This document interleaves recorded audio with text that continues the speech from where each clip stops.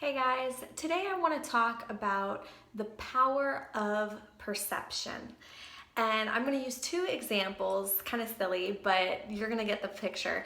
We've got Sad Susie, who has a negative outlook on life and she has a negative perception. And we have Happy Hannah. Both girls are extremely beautiful, extremely kind, extremely loving personalities. Sad Susie grew up with a programming in her mind that she's not good enough, that no matter what she does, people criticize her all the time.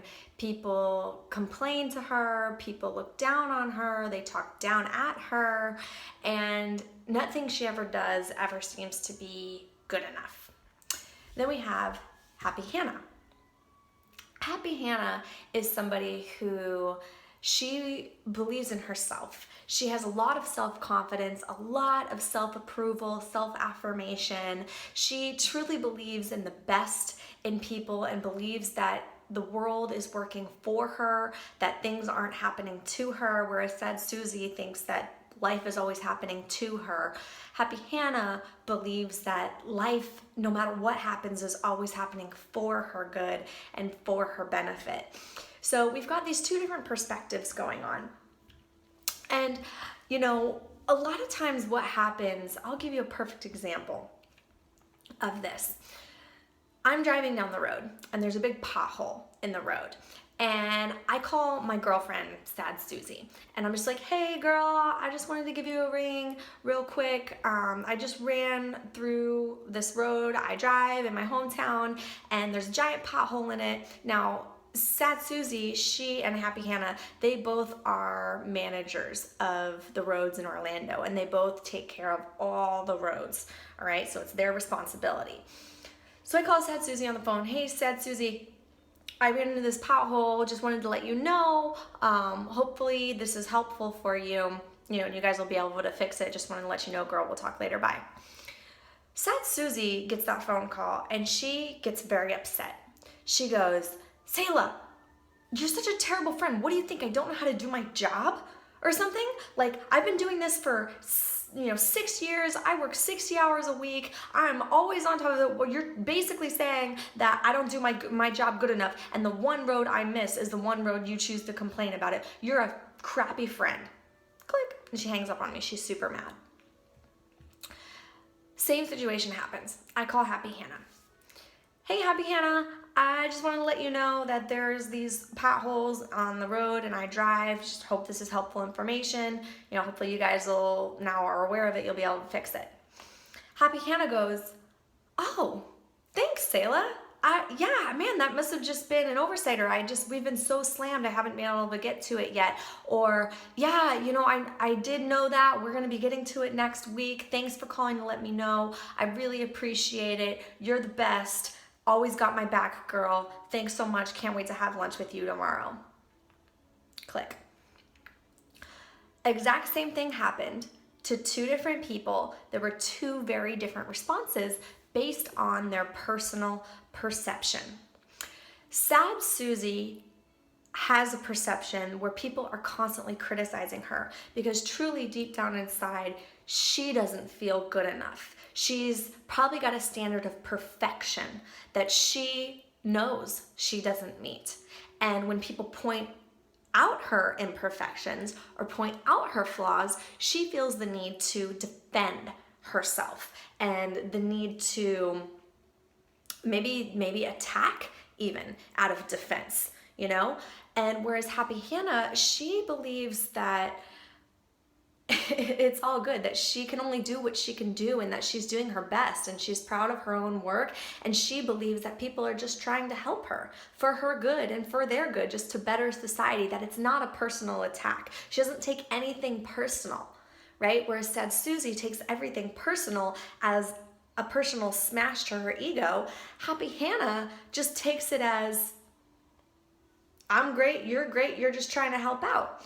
So one of the things that I wanted to share with you that I believe will be very, very helpful in helping to change your perception on other people and the way that other people communicate to you, if you tend to feel criticized a lot, if you tend to feel that people complain to you a lot, or you tend to feel like when authorities or significant others speak to you, you get this feeling that you're not good enough, that nothing you do is good enough, and that angers you, you probably have a belief structure very similar to Sad Susie's. Now, if that's the case, I want to challenge you to embrace this word that we call empathy. So the first thing to developing confident, healthy relationships is the power of empathy.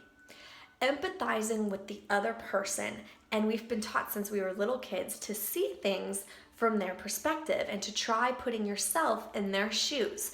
You know, we also know this as the age-old golden rule, treat others the way you want to be treated. Well, try seeing things from the way that others see things. Because when you put yourself in the other person's shoes, it's very easy to assume the worst, that that person is out to get you, or assume the best, that that person just wants to do what they believe is best for you, for themselves, for everybody. And they're trying to contribute as a human being.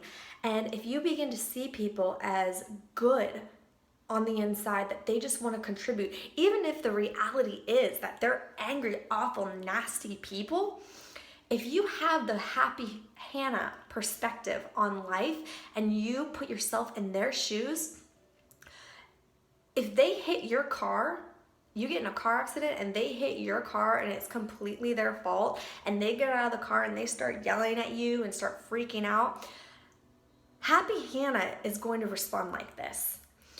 She's going to put herself in their shoes and she's going to justify them as the offended versus being the offender, right? So she's going to put herself in the place of the offender and not the offended. So I want to challenge you to start putting your place, whenever you run into a conflict with somebody, put yourself in the place of the offender.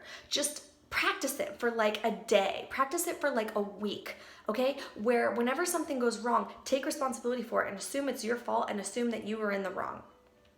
And see things from their perspective. Challenge yourself to empathize with them and to justify them and their behavior. And if you put yourself in their shoes and you begin to see things from their eyes, you're very likely to see things that you didn't see before. And in justifying them and communicating with them in a way that, you know what, you're right, I can totally see how you would have thought A, B, C, D, and why you would feel this way, I'm so sorry, and you empathize with them, that's gonna bring down their walls of defense, and it's gonna bring down their walls of anger, and they're gonna be 10 times more likely to take that position and mirror you, and also try to empathize with you and where you came from. So I want to challenge you to empathy. I want to help you today just to become aware of your perception today.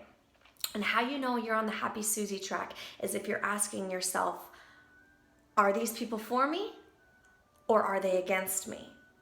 And start to see them as for you, in support of you, rather than things happening to you against you. This is the allowing perception versus the resistance perception. One leads to a path of happy programming, one leads to a path of stressful, disease, anxiety, and ultimately depressive programming. So we're gonna pick this up later. We'll talk more about it in a bit, but please leave your comments below and point out the things or questions or issues that you're running into in life so that we can do this journey together.